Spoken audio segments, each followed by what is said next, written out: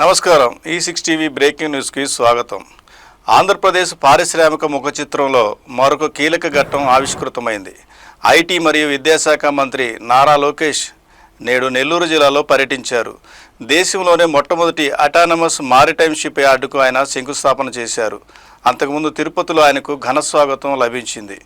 గురువారం ఉదయం తిరుపతి విమానాశ్రయానికి చేరుకున్న మంత్రి లోకేష్కు టీడీపీ ప్రజాప్రతినిధులు, కార్యకర్తలు పూర్ణ కుంభంతో స్వాగతం పలికారు.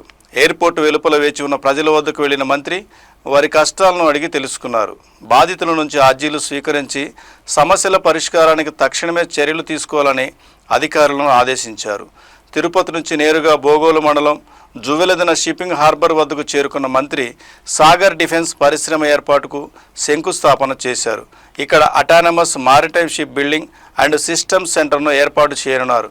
ఇది దేశంలోనే తొలి అటానమస్ మారిటైమ్ షిప్ యార్డ్ కావడం విశేషం. రక్షణ రంగంలో స్వయం సమృద్ధి సాధించే దిశగా ఇది ఒక కీలక అడుగు. ఈ ప్రాజెక్టు ద్వారా రాష్ట్రానికి భారీగా పెట్టుబడులు రానున్నాయి.